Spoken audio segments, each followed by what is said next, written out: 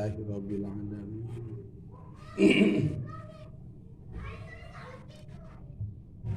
Wassalatu wassalamu ala asrofil anbiya'i wal mursalin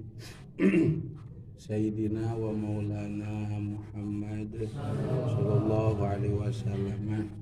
al-fatihi lima ughliq wal khatimi lima sabaq nasiril haqqi bil haqq wal hadi ila siratikal mustaqim wa ala alihi wa ashabihi haqqa qadrihi wa miqdarihil azim. Qala rabbi shrah li sadri wa yassir li amri wahlul 'uqdatam min lisani yafqahu qawli. Amma ba'du. Kasepuhan ahli ngaos khususna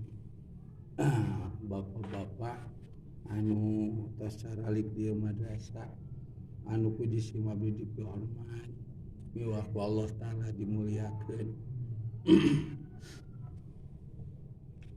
Alhamdulillah urang sadayana tiasa riung lumingkung pamprok jonghok patepang wajah merbayaksa caralik di madrasah dina sasi saum tahun 1445 Hijriah saum anu ka-13 dintenna saum anu ka-13 dintenna anu sakumaha pada uninga wirehing sasi saum teh sasi anu kalintang agungna sasi anu kalintang mulyana ku jalaran dina ieu sasi teh pinuh ku mangrupi-rupi kaagungan sareng pinuh ku mangrupi-rupi kamulyaan. Pangna ieu sasi agung sinareng mulya ku jalaran dina sasi Ramadan Allah taala ngabersihan mangrupi-rupi dosa pedosaan urang sadaya bade rumaos satanapi henteu anu dilakukeun salami 11 sasi dikawit sasi Muharram dugikeun ka sasi anu tepang kana Ramadan kusabab urang mah imana kalebetkeun kana iman awam anu mana iman awam sok nambih dosa bahkan teras bertambih bila mana urang sadayana henteu inget kanu kawasa ku ngalaksanakeun mangrupi-rupi peribadahan ka mantena. Ku jalaran sakitu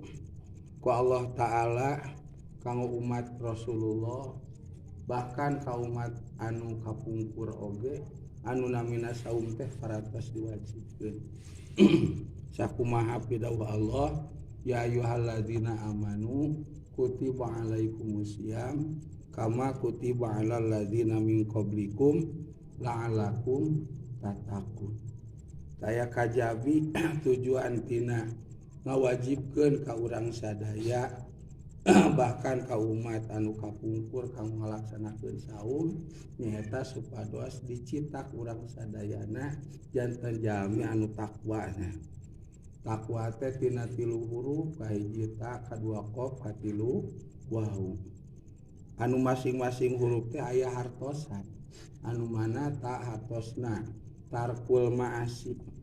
kuasilahna saum pamudah-mudahan urang tiasa tarkul ma'asi hartosa tarkul ma'asi teh ngantunkeun kamaksiatan. Kuasilahna saum alhamdulillah kalintang anu ngalaksanakeun saum gitu nu henteu oge bila mana bade maksiat teh sok susulumputan. Contoh tina sapalena maksiat teh henteu saum ku sabab teu kuat gitu hayang baso di sanguan sok susulumputan uangna teh gitu dina sasi sauma gitu padahal mah ayeuna mah FPI na ge tos teu aya di Indonesia teh digentos ku FPI Front Persaudaraan Indonesia kapungkur mah Front Pembela Islam aya anu muka we warung siang kalau betul di daerah kecamatan Cikancung di Jorag we eta mah gitu di Jorag ge we eta mah warantunanana teh kemudian nu ngagararunu payunan pabrik auka pabrik teh udah pabrik karung nu gaduh Aujang gitu duka eta Aujang teh bos pabrik karung padahal mah jaringkeun ayeuna mah kapungkur mah lain ngungkul nyarios aya nu teu puasa teh kitu diburak-balik ku FPI baheula Front Pembela Islam namina baheula mah ena digentos Front Persaudaraan Islam jadi ku sabab bersaudara nya lada lemek ena mah teu dipikasieun FPI na sabab dibubarkeun tah kapungkur mah aya teh nu ngeunag-ngeunag anu teu saum kitu teh kitu kalabekeun alamun aya nu ngamuk ku kang dagangna teu nampi kitu ku sabab dielingan komo anu teu ditutupan mah nya salajengna jualanana teh aya anu reksak gitu atanapi model alat icarana teh ngaguling gitu da digarentosan gitu teu lebareun ku rezeki digarentosan sabaraha di eta digentosan gitu wasilahna FPI-na dibubarkeun ku nagara nah jadi we sa Indonesia anu maksiat teh beuki seueur nya ceuk bahasa Arab mah amal ma'ruf nahi munkar teh beuki teu aya lamun amal munkarna beuki seueur midamel kajahatan bari teu saum bari terbuka wararantun beuki seueur naudzubillah teu aya anu ngeunah-ngeunah tah hariwang mah sapertos urang muk bili gaduh putra putu gitu damel di mana we teu diwasiatan ku cariwasan sawatos kieu apa mah atau emak mah nitip we jang ku sabulan puasa gitu cing kuat teh maneh teh puasa gitu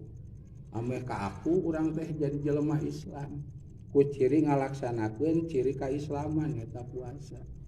lamun teu puasa mah berarti urang teh teu aya tihang dina kaislaman nu mangrupana puasa bisi urang teu kaku sebagai jadi jelema Islam bila mah teu kaku mah urang teh moal ka senter ku sapata Rasulullah tak kedah aya nama sepuh kanu janten putang nyaling tah sabab teu aya eta mah hare-hare pisan di daerah urang ge mun dibeuki bararebas eta mah anu bararuka warung nasi teh timiti Padang salajengna warung-warung tos di sawah bra dugikeun ka jalan Cagak teh wah bebas sapertos sasi biasa teu aya anu ngeunah-ngeunah baik di desana di kecamatanana kalintang tilu geus los anu sok padahal jami anu gaduh kawenangan perihal ngurus agama desa MUI gitunya salajengna aya disebatna teh dina sosialna di akhirat teh bakal dihisab teh lalawara bakal dihisab